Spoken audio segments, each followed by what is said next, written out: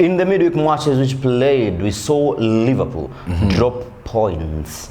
It was 6-goal thriller ending in a 3-3 draw against Newcastle United. And now points, just 7 points at the top. What's your take on this? Wow, what a game. I mean, if it's one of the best games of this season, then I don't think anyone will disagree with it, because I think Newcastle pulled their home game, how they do it against big teams, because they have denied so many teams full points at their stadium. So it was a great game to watch, although you have to give credits to Mo Salah, because he's a great player. He's in the mood right now, and he single-handedly almost won Liverpool that game. So I thought you said he's single. You mean he's single-handedly? Okay.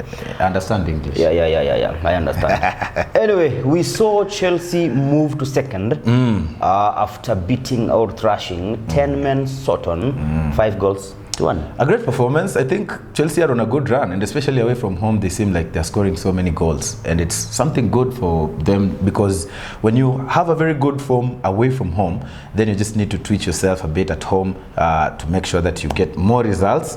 And them being second at this point, I think it's an overachievement for their manager, and it's something good to see. So great performance, I should say. Sancho grabbing his first goal for Chelsea as well. Good feeling for him. Yeah, we'll see how it ends up. Right, he escaped the defeat at Sporting Lisbon, but at Emirates didn't work. After 365 days without losing, without tasting a defeat, Amorim with his men, Manchester United, visited Emirates Stadium, and Corner FC managed to pick 2-0, 3 points, of course, but dropping to third on the log. Yeah, I like the way you call them Corner FC, because that is what they did, actually. That is how they won that game. And I don't know how I feel about it. Very bitter, because a team of Manchester United caliber right now should be beaten just on a normal grounds, not through set pieces, especially. Wait. Allow me to mention something. You're saying a team like Manchester United and of that caliber is not supposed to lose to set pieces. Yeah. Question number one, I just want to know, is taking set pieces a crime in football? It is not a crime. Should we scratch the corners? It is not a crime, but it looks like Arsenal over-depend on their set pieces somehow, sometimes, like yesterday, which worked, yes, but I'm saying I am bitter, because I thought like this game could just be won in another way rather than set pieces. That's what I'm saying. Right. I think now we need to scratch the corner kicks, because many people are really hurt. People saying now this is the old stock City. Of course not, because after 35 minutes, Manchester United had 0 touches inside Arsenal's box. What are you calling corner? Right. If I have to say something about that, then I think the level at which Manchester United is at this point is different from Arsenal's. So every Manchester United fan, if you ask them out there, they were happy with the first half performance. Why? Shitty performance. It's not a shitty performance. We are away from home, against a team that is a title contender, against a team that is ready to win the Premier League. And what do? You hold the game until halftime. I think that was a good result at halftime. Either way, I think in the end, it didn't work, because at the end of the day, Arsenal won with a clean sheet, a good save from Raya as well. Yeah, good, because also they had injuries as well. Ben White has been out. Gabriel and Calafiori were not there, but still they did it. So credit to Arsenal, though. We'll see how it goes. One observation, Tyler, after some time off with injury, he came back and performed so well. Unfortunately, he had a yellow card, and Amorim could not risk him, and that's why he decided to take him off. And that's when United's troubles started. Euro is back, and he had picked an injury against Arsenal and returned against Arsenal. And he had a good performance. A Premier League debut defeat. Manchester City got back to winning ways, bouncing back after a tough moment. We didn't see Pep Guardiola hurting himself once again with his nail. And yes, I think it's a solid performance, a 3-0 victory over Nottingham Forest. Yeah, it is. Nothing much to say about Manchester City. They needed that win. KDB is back on the score sheet as well as on the assist sheet, and it's good to see. So we're going to be seeing who they play next, because I believe it's maybe a start of a new beginning for Manchester City this season especially. All right, now we go straight to match day. Do you have anything else to say before I go maybe to match No, day man. 15? No. There is actually Tottenham, maybe developing Oh, yeah, news. Tottenham will be playing, I think, later before we shoot this, so we don't know how it goes. Yes, some of the developing news is there is a likely Mo Salah's future is still uncertain, and you can see he reminds me of, if you can remember, before the likes of Martin and the likes of Brian Musoke and also Rock started watching football. There was a player called Aaron Ramsey. Rock, have you ever watched Aaron Ramsey play? No, not Ramsdale. The one who broke his foot. Yes, you saw it on newspapers. Yeah, I think he came in when we were discussing about that injury. So Aaron Ramsey, when on his final season at Arsenal, used to score like a lot of goals, helping Arsenal, I think, winning a FA Cup, and he literally refused to extend his contract. And we saw towards when Liverpool were facing Manchester City, he said, my future is uncertain and they have not offered me contract, so maybe not, I could be here. And he was heavily criticized, people asking like, why should you talk about your contract when you're facing a defending champion? Anyway, It is what it is. league leaders, Liverpool, now will be away to take on Everton, Merseyside derby. Everton actually ran riot. Yeah, they defeated Wolves 4-0, and there's something good for them because they returned a hand that Manchester United had given them. Yeah. So I think they're coming into this game thinking that they can get something, although they are playing the league leaders. And when you're playing the league leaders, it's a bit hard. Although this is a derby, and sometimes derbies do not have that you are number 1, I'm number 15. No, a derby is a derby, because if I remember very well, last season Everton were facing relegation, right? Yeah. And they faced Liverpool at a point where Liverpool, it was like a title decider kind of game, and they defeated Liverpool, I think, 2-0. Yeah. So these kinds of games are very interesting, especially the derbies. However, I think Liverpool have been able to dominate in the Merseyside derby, and this game comes at a good time for them because they are still the league leaders. They are 7 points clear or so, and they still don't have any injuries, but I think the fixtures lined up for them initially and after are so many of them. Everton maybe have some time to rest because, you know, they don't play the Champions League or in any other competition. But then again, Liverpool have all the quality it takes. You just mentioned Salah's contract, and I think he's also trying to prove Liverpool's owners wrong, that, you know what, I am Mo Salah and I am the best player in the Premier League at this point, and I'll do my best to ensure that you see what I can do without even the contract. So this is an opportunity for Salah again, maybe, to score again, because he had a very brilliant performance against Newcastle. So prediction-wise, I believe Liverpool will overcome Everton. Everton is that team which they score 4 goals this time, next time they don't score. So I think there's a chance Liverpool can win this with a clean sheet, and that's why I'm going for a 2-0 or 3-0 victory for Ancelot's men. Well, one thing for sure, playing away at Everton, Goodison Park is not an easy park to walk. And we've seen Liverpool, when I watched their match against Newcastle United, I could tell this is a team which means business. Despite many people writing it off at the start of the season, now we can clearly see Liverpool are, every day they are proving their haters wrong and their doubters as well. Yeah. Now, at Goodison Park is a Merseyside derby, and I always respect derby. A derby is a derby. Anything can happen anytime, but now Liverpool have that mentality of fighting until the end. If you mess, you will concede a lot of goals against Liverpool. Yeah. At the back, in the midfield and going forward, that team looks intact. And I see them getting back to winning ways after dropping 2 points in the midweek, and I'm gonna give them a 3-0 victory. I think we agree on that. Yeah, quick one. Brentford and Newcastle United, 2 teams. Brentford also won by margin. Brentford versus Brentford, they beat.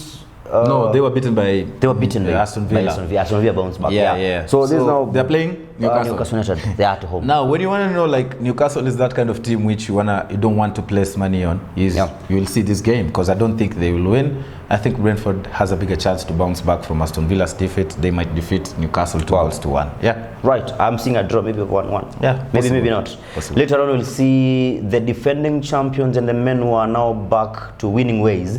Manchester City away to Crystal Palace. Wow. If you asked me a few years back, this used to be a game, especially when Patrick Vieira was still Crystal Palace's manager. Yeah. But now I think things have changed at Crystal Palace, and they're not doing so well this season. They've lost a number of games.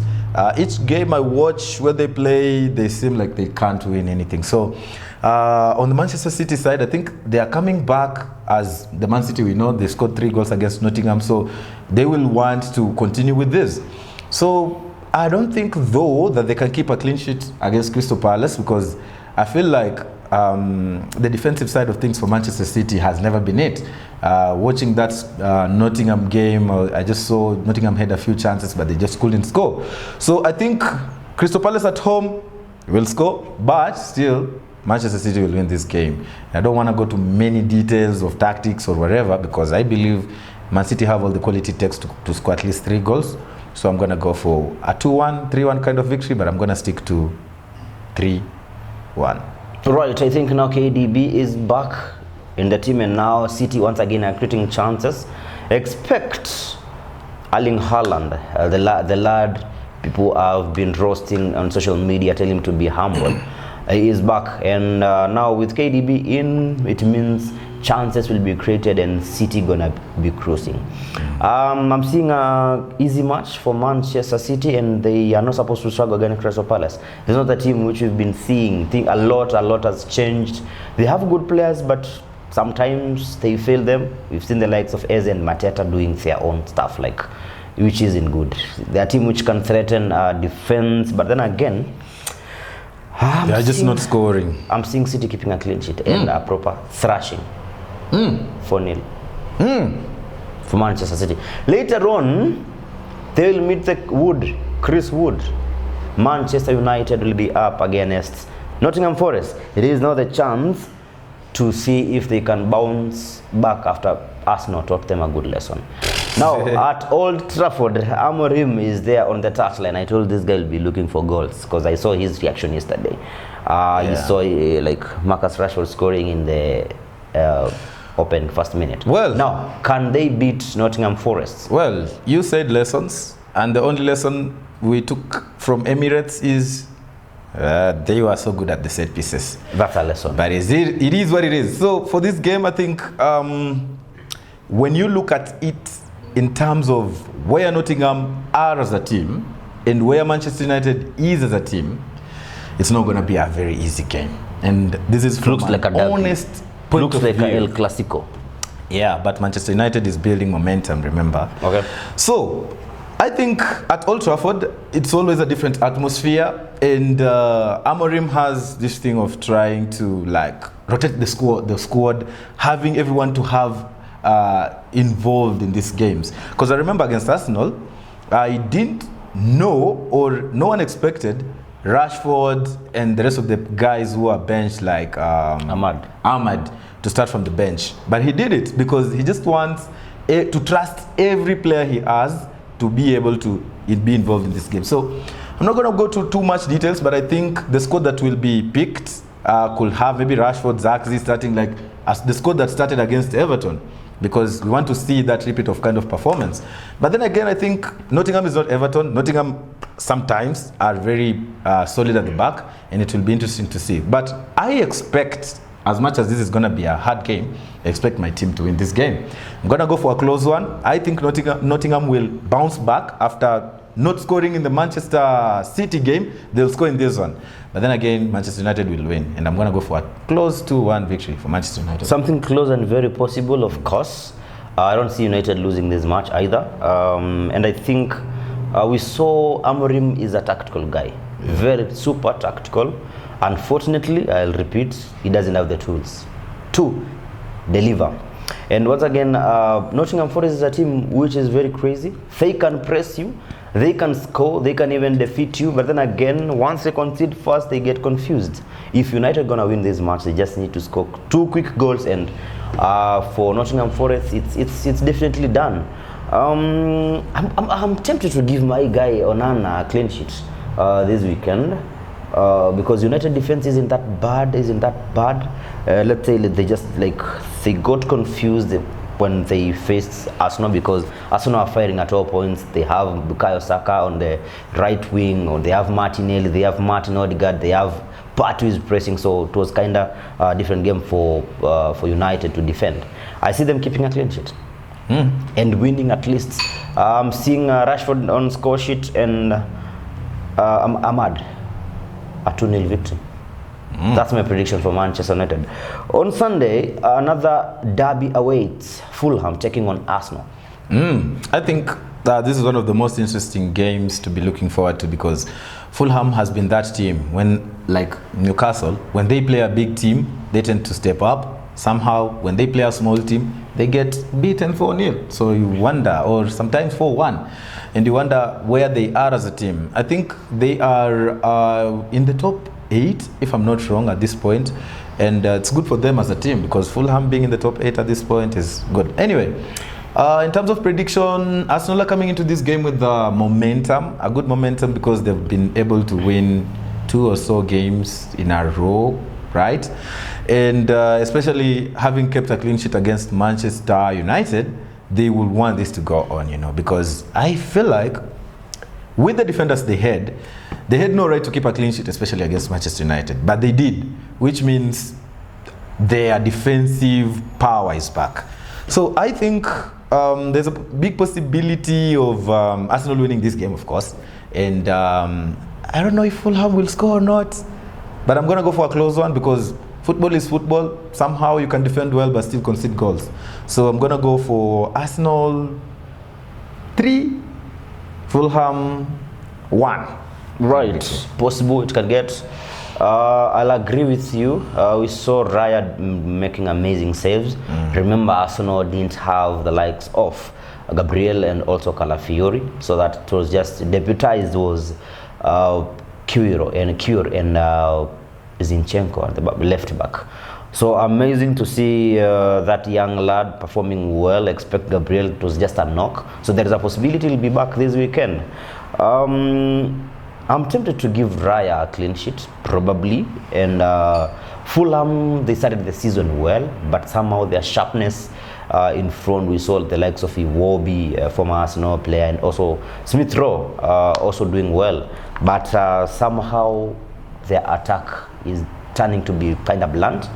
And Arsenal is a team which can score 2+ goals against a team when you don't play the way it's supposed to be. Arteta knows this is a team which at some point their defeat last season denied them a trophy, and they know they need to correct these mistakes, and by doing this is to score at least 2 to 3 goals, and I'm giving Arsenal a 3-0 victory. Right, then we'll have the Super Sunday, another London derby. One from north, the other one from west. Tottenham squaring with Chelsea. Which team is at home again? Spurs.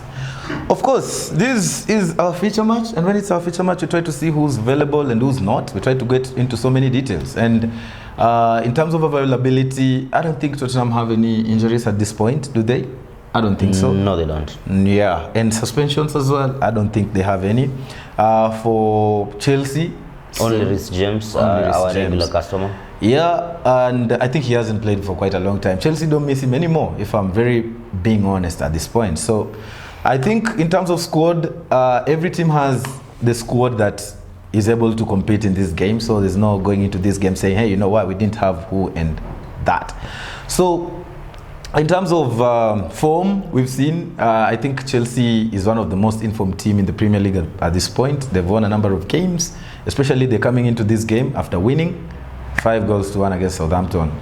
And as for Spurs is a team which has fluctuating results. Very hot, very cold. They defeated City 4-0. Before then, they had been defeated by Ipswich at home 2-1. And then they came along, they drew against Fulham 1-1. And it's just like those kinds of performances where there's no balance to it. So in terms of head-to-head, I think last season Chelsea managed to beat Tottenham home and away and scoring a number of goals. Was it 4-1? in another, and I can't remember very well, but it was a goals galore in which Chelsea won both of them. And now I think it leaves you with the question of where is this game gonna be won? And I'm gonna pass this to you to start, because before I give my prediction. All right. One thing for sure, Chelsea are doing better away. Spurs are doing better away. Spurs at home, they are not a good team actually. And like you said, Spurs is a team which knows how to beat big teams. And playing against Chelsea will not be an easy match. That's one thing for sure. So it will be a game of margins. Tottenham can win, Chelsea could win, but then again, very tight. Whoever concede more goals, then it means you lose the match. You guy, my guy, Jackson, on fire, I think he has scored the most goals when you deduct like non-penalty goals. That's what I mean. And yes, it is a tough match, but I think Chelsea will claim their bragging rights for the derby. And a close one. Tottenham kissing the back of the net, so is Chelsea, and a close one of 2-1. 2-1 victory. Yes. Yeah, I think it is that kind of game where these two teams, they score a lot of goals, they concede as well. We've seen Chelsea conceding immediately after scoring against Southampton, and not just that game. There's another game they won away from home. Was it Wolves? They scored 6, they conceded 2. They also struggled against Leicester City. Exactly. So they look like they are conceding but scoring and winning. But their away form is so good. If this fixture was at Stamford Bridge, then you tend to think otherwise. But the nature of the game Chelsea play away from home, and putting in mind that they actually rested a few players, or they rotated their squad. I saw Felix started that game. They also, Nkunku, I guess, also started that game. And it tells you that Madueke also started that game and scored. Madueke, whatever. But you see, like, the way they play, they still play the same way. The first team players and the second team players, they still play the same system. So I think it's gonna go Chelsea's way, as you said, and I'm gonna go for a close one as well, but a very high-scoring game. So I'm gonna go Tottenham 2, Chelsea 3. Right. So probably you're wondering up to this point how our predictions are going, and how we've agreed Chelsea to win against Spurs, and you feel like Spurs will win. Let us know in the comment section, because we believe if you're watching this by now, you are the OG of this show. So let us know also your predictions in the comment section. So also remember to hit that like button, because it's very important to us. Now, on to the main thing. Is it the main thing? No. Kick tip is not the main thing, of course, yeah.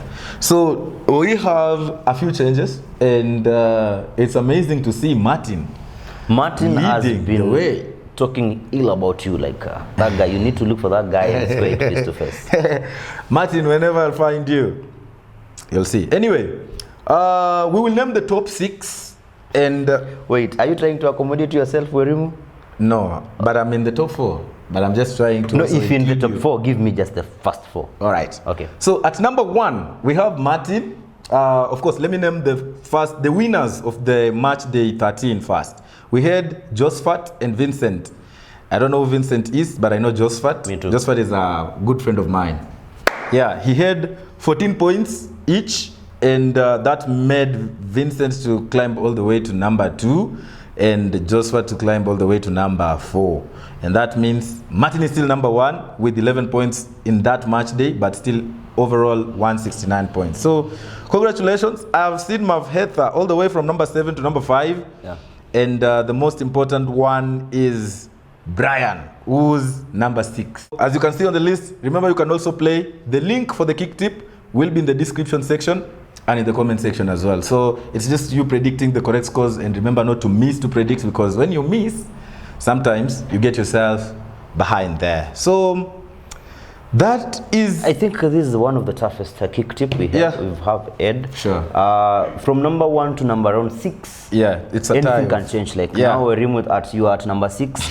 Over the weekend, I you told could you be I'm number 4. You could be leading. Who told Actually, you no. I'm number Like 6? I'm just trying to be honest. No, you've made yourself happy by saying you're in top 2. Okay, you start with that. Okay, now, last season, I was just running alone.